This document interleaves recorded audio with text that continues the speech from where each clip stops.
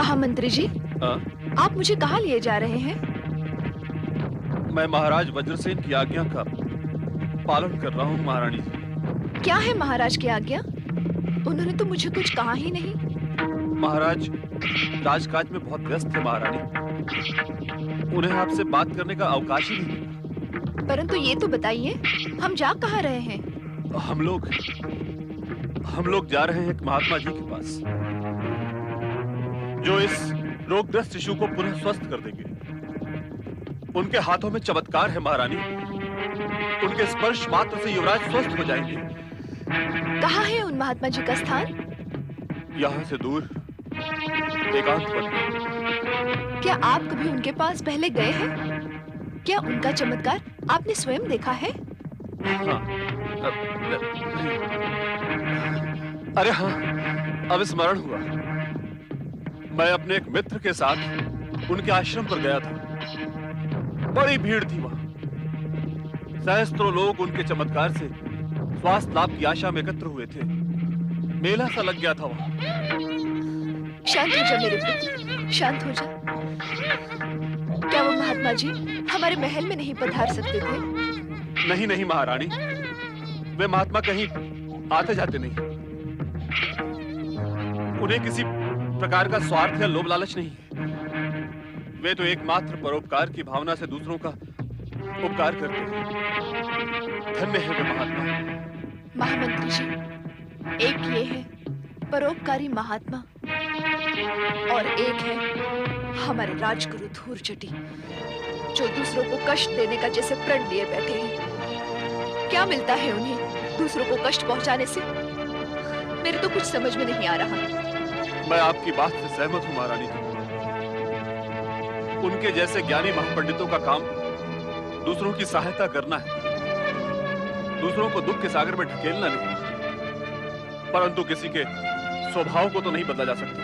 मानती हूँ कि मैंने अभिमान किया था, परंतु उसका दंड तो मैं पहले ही भुगत चुकी हूँ।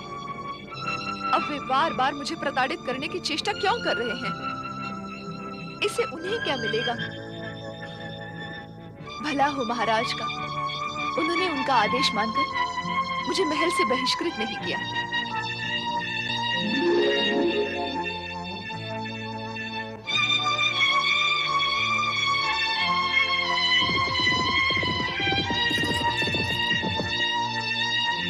महात्मा जी का स्थान और कितनी दूर है? बस आ गया, वो सामने दिखाई दे रहा है। साथी, रथ रोक। नारायण नारायण। भोलेनाथ, भोलेनाथ आप कितने दयालु हैं। इन माता पुत्रों को दुर्दशा से उबारने की जो आपने मुझे आज्ञा दी है, भोलेनाथ मैं इनकी सहायता का प्रबंध अवश्य करूंगा। भोलेनाथ मैं अवश्य करूंगा। दुखियों का दुख मिटाना यह नारद का भी तो परम कर्तव्य है। भोलेनाथ नारायण नारायण।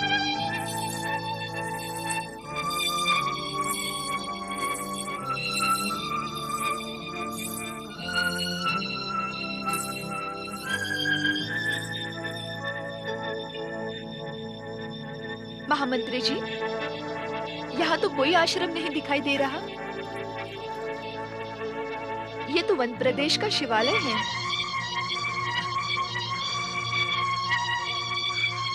महामंत्री जी, क्या बात है? कहीं हम दूसरे स्थान पर तो नहीं उतर गए? आप उस आश्रम का मार्ग बिसर तो नहीं गए? आप मौन क्यों हैं? महारानी जी, मुझे क्षमा करें। महाराज ने राजाज्ञा देकर मुझे इस धर्म संकट में ढकेल दिया है। आप क्या कह रहे हैं? मेरी तो कुछ समझ में नहीं आ रहा। महारानी जी, मैंने आपसे महात्मा जी के विषय में जो कुछ कहा था वो असत्य था। असत्य था? आपको मुझसे असत्य बोलने की क्या आवश्यकता पड़ी? आपको आघात न पहुंचे इसलिए मुझे असत्य बोलना पड़ा। महात्मा जी का बहाना बनाना पड़ा। मेरी विवशता को क्षमा कर दे महारानी जी, मुझे क्षमा कर दे। वो असत्य था तो बताएं, सत्य क्या है? सत्य ये है कि राजगुरु धूर्जटी के आदेश का पालन करते हुए उनके शाप से भयभीत होकर महाराज वज्रसेन ने आपका त्याग किया है।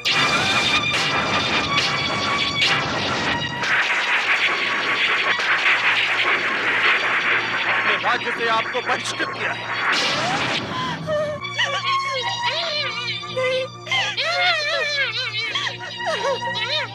और मुझे इस अप्रिय कर्तव्य के लिए मैं क्या करता महारानी, मैं क्या करता, मैं विवश था। महारानी जी, आप इस शिवालय में शरण लीजिए। भगवान शिव आप दोनों की रक्षा करेंगे। मुझे क्षमा करें महारानी जी, मुझे क्षमा करें।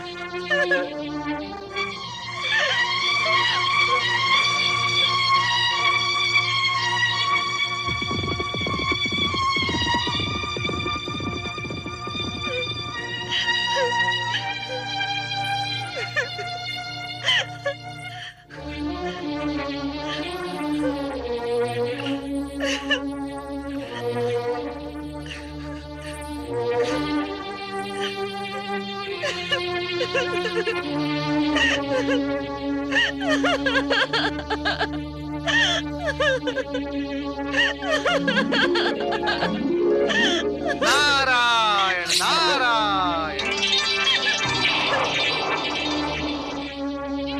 चुप हो जा बेटा, चुप हो जा, चुप हो जा बेटे। ओम नमः शिवाय। ओम नमः शिवाय। चुप हो जा बेटा, ना मत रो बेटा। नमः शिवाय। ना, ना, नमः शिवाय। मत रो बेटा, ना। हे शिव शंकर, मेरे बच्चे पर दया करो, मेरे बच्चे पर दया करो। घबराओ नहीं बहन। ओम नमः शिवाय इस महामंत्र का जाप करने से संसार के बड़े से बड़े कष्ट का अंत हो जाता है। किंतु आप कौन हैं? मैं बाल ब्रह्मचारी हूँ। मुझे तुम अपना भाई समझो। भगवान भोलेनाथ तुम्हारे सभी कष्टों का अंत करेंगे।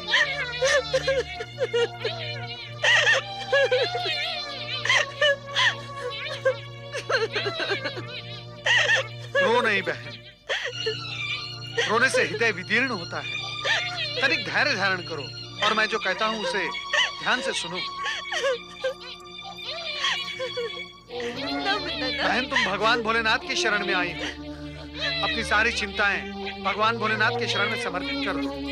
ब्रह्मचारी भैया, मैं पहले भी एक बार संकट में पड़ गई थी और यही भोलेनाथ की शरण में आई थी। परंतु परंतु क्या बहन?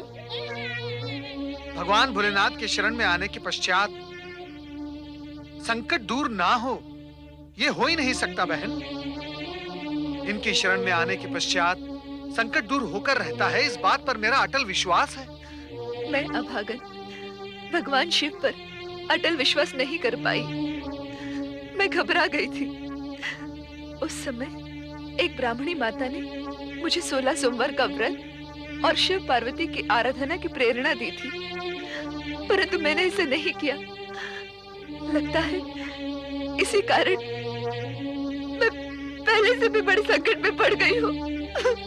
कितना सुंदर योग है। आज भी सोमवार है। आज ही से तुम निष्ठापूर्वक 16 सोमवार का व्रत प्रारंभ करो। तुम्हारे सभी संकट दूर होकर ही रहेंगे। मैं इसी समय से 16 सोमवार का व्रत निष्ठापूर्वक करने की शपथ लेती हूँ।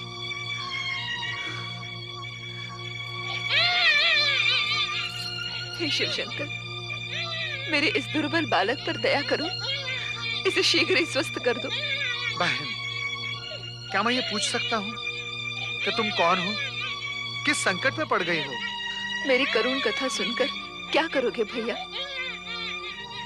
मेरे लिए अतीत विसार देना ही उचित होगा। हो सकता है मैं तुम्हारी कोई सहायता कर सकूं। नहीं नहीं, यदि तुम बताना उचित नहीं समझती तो रहने दो। परंतु बहन, इतना तो बताओ कि तुम्हारा नाम क्या है? सुमति।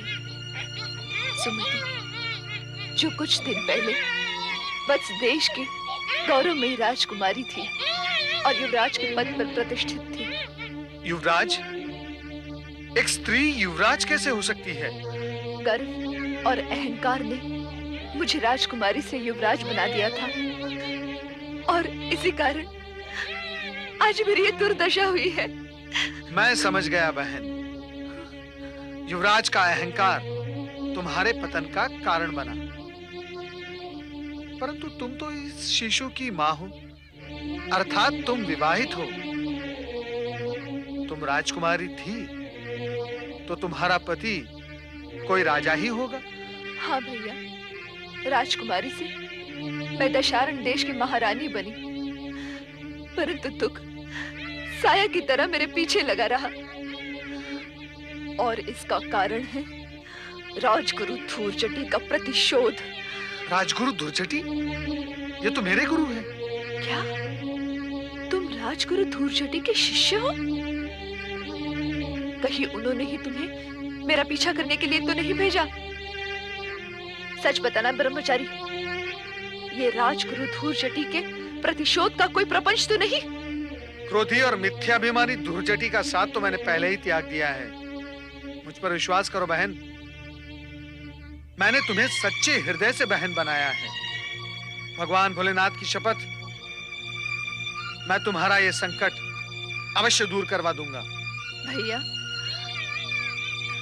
मेरी इस दुर्दशा का कारण राजगुरु धूर्जटी ही है। मेरे पति महाराज वज्रसेन बैर भाव छोड़कर मुझसे सच्चा स्नेह करने लगे थे। मेरा दुर्भाग्य सौभाग्य में बदलने लगा था कि अचानक धूर्जटी ने आकर मेरे जीवन में विष घोल दिया। उन्होंने मेरे पति को श्राप का भय दिखाकर इस नवजात बालक के साथ मुझे राज्य से बहिष्कृत करवा दिया। मेरा ये अभागा बालक जन्म से क्षय रोगी भी है। शिव शिव शिव शिव शिव शिव शिव शिव। यदि शिव शंकर ने मेरी सहायता नहीं की तो मैं इस दुखी बालक के जीवन का अंत करके आत्महत्या कर लूंगी। इसका अर्थ तो ये हुआ कि तुम्हें अब भी मुझ पर विश्वास नहीं है। भगवान भोलेनाथ की शपथ को तुम झूठी समझती हो? नहीं भैया, ऐसी बात नहीं है, परंतु सच कहती हूँ, मैं जीवन से निराश हो गई हूँ। चिंता करने की कोई आवश्यकता नहीं है बहन। अब तुम्हारा भाई तुम्हारे साथ है। तुम आओ मेरे साथ। मैं तुम्हें एक ऐसे सच्चे शिव भक्त के पास ले जाता हूँ जहाँ तुम अपने इस रोगी बालक का उपचार कर सकोगी। अरे बहन, तुमने अपने इस पुत्र का नाम तो बताया ही नहीं। अभी तक तो ये अनामा है। इसका नामकरण संस्कार होने से पहले ही ये अभागा निराश्रित हो गया। अब ये भगवान भोलेनाथ की शरण में आ गया है। इसका भविष्य उज्जवल है बहन। इसकी आयु लंबी है। मैं इसका नामकरण अभी कर देता हूँ। नामकरण? हाँ, इसका नाम भद्रायु है। भद्रायु? हाँ, भद्रायु। आओ मेरे साथ।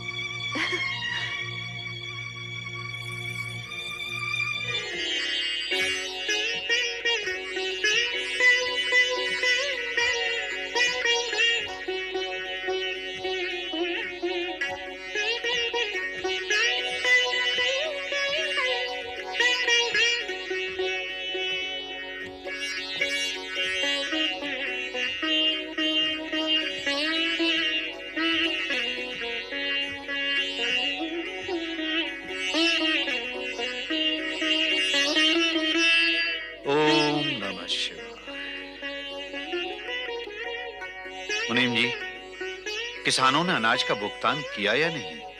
सेठ जी, हमारे किसान सच्चे और प्रामाणिक हैं। बिना कहे ही वे उपज भंडार में पहुंचा देते हैं। अब किसी किसान पर हमारा कोई ऋण शेष नहीं है। ओम नमः शिवाय, ओम नमः शिवाय। श्रेष्ठ श्री शिवचरण, आपका यश सदा बढ़ता रहे। ओम नमः शिवाय। शिवचरण की ड्योढ़ी में आपका स्वागत है। श्रेष्ठ श्री शिवचरण, भगवान भोलेनाथ की आप पर पूर्ण कृपा है। दानवीर के रूप में आपका यश दूर दूर तक फैला हुआ है।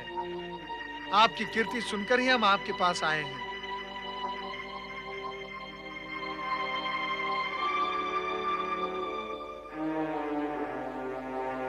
आप? मैं ब्रह्मचारी शिवनंदन, और यह है मेरी दुखियारी बहन सुमति।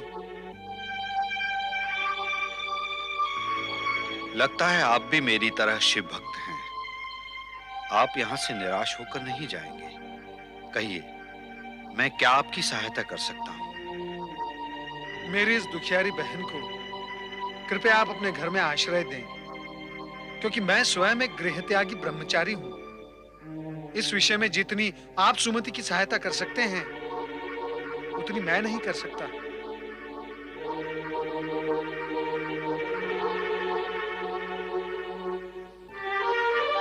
क्या बात है श्रेष्ठीवर, इतने बड़े दानवीर होने के पश्चात भी क्या आप एक निराश्रित को आश्रय नहीं दे सकते? सामाजिक नीति नियमों के अनुसार मैं किसी भी पराई स्त्री को अपने घर में आश्रय नहीं दे सकता ब्रह्मचारी जी।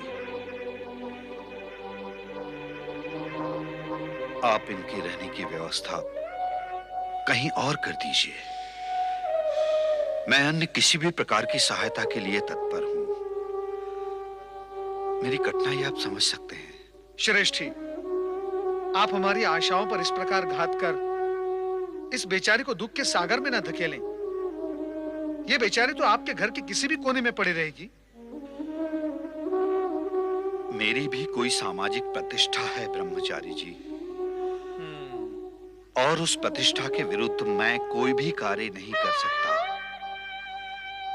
और यदि मैं ऐसा करता हूं तो अन्य किसी की भी सहायता करने की स्थिति में मैं नहीं रह पाऊंगा। क्षमा कीजिए, क्षमा कीजिए। मैं इस कार्य में आपकी सहायता नहीं कर सकता।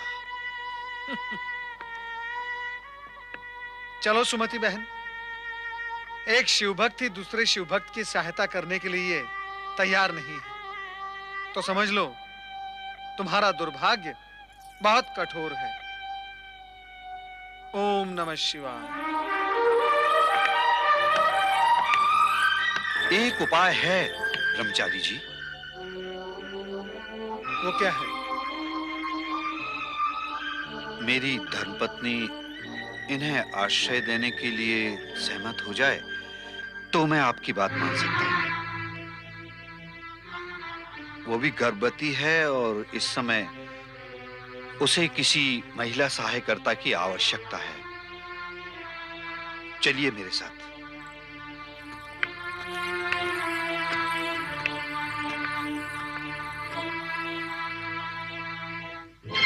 क्या कहते हैं मुनीम जी, हमारे सेठानी जी इस महिला को आश्रय देंगी? कदापि नहीं। क्या सेठानी जी की स्वभाव को तुम नहीं जानते? अरे भगवान, सुन रही हो? तनिक यहाँ तो आओ। क्या बात है? तुम्हें पता है ना कि इन दिनों उठने बैठने में मुझे कितना कष्ट होता है। अंदर आ जाओ। आइए, आइए। तनिक कष्ट उठाने का प्रयत्न करो भगवान। तुम्हारे लिए पुण्य का अवसर आया है। कौन है ये लोग? मैं हूं बाल ब्रह्मचारी शिवनंदन, और यह है मेरी दुखियारी बहन सुमति। कुछ ही समय पहले ये मां बनी है।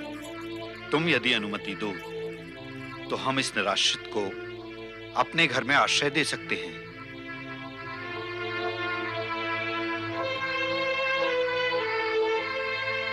निराश्रिता? मुखमंडल से तो ये कोई राजरानी दिखती है।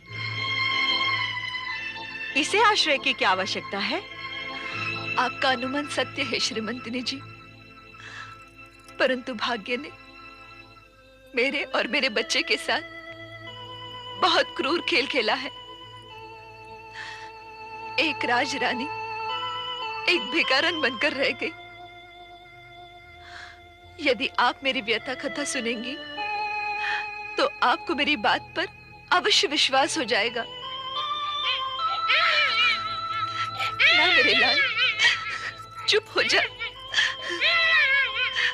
मैंने ब्रह्मचारी जी को स्पष्ट रूप से बता दिया है, यदि हमारी श्रीमती जी अनुमति देंगी तो ही हम इन्हें अपने घर में आश्रय दे सकते हैं। आप इस दुखियारी को आश्रय न देने का पाप मेरे सिर मरना चाहते हैं?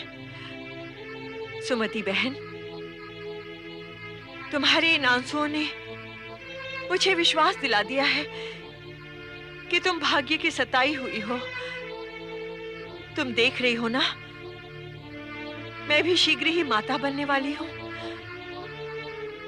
विवाह के अनेक वर्षों के पश्चात भगवान शिव ने हम पर कृपा की है और शीघ्र ही पुत्र जन्म का शुभ अवसर भी आने वाला है। हमारी ओर से बधाई स्वीकार करें। धन्यवाद। मेरे साथ रहकर तुम मेरी सहायता करना।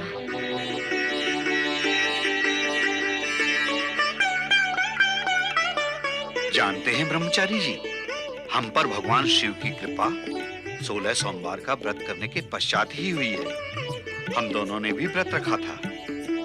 मेरी बहन ने भी इसी सोमवार से 16 सोमवार का व्रत प्रारंभ किया है। तब तो और भी प्रसन्नता की बात है। अब तुम्हारे सारे संकटों का अंत शीघ्र ही होगा।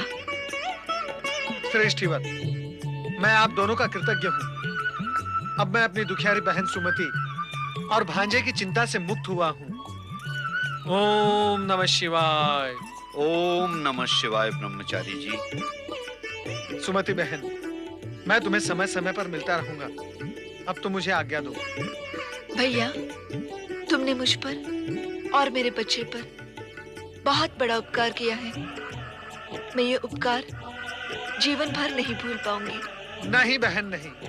ये उपकार तो भगवान भोलेनाथ के हैं। वे यदि मुझे तुम्हारे पास नहीं भेजते समय पर तो मैं क्या कर सकता था। ओम नमः शिवाय। ओम नमः शिवाय। सुमति बहन, अब तुम निश्चिंत हो जाओ। आओ बहन।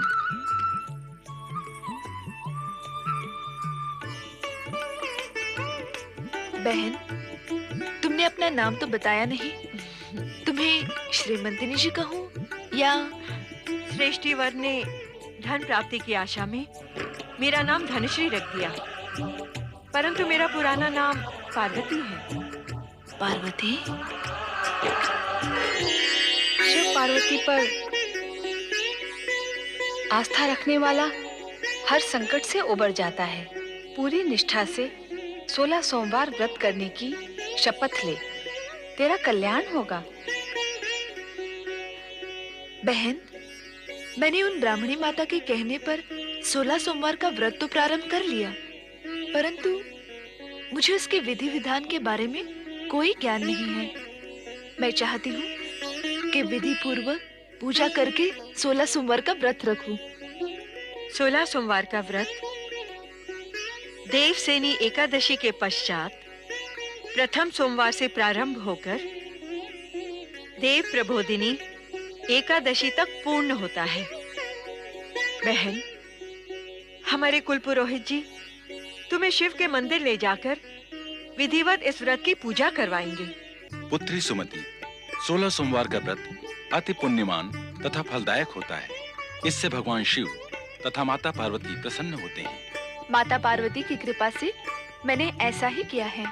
उस सोमवार को प्रातः से पहले ब्रह्म मुहूर्त में उठकर प्रसन्न चित्त होकर तन मन की शुद्धि करके भगवान शिव के मंदिर में जाना पड़ता है।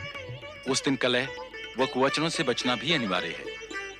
इस जनेऊ के समान पीले सूत के डोरे में 4 ग्रंथि लगाकर गले में पहनना चाहिए।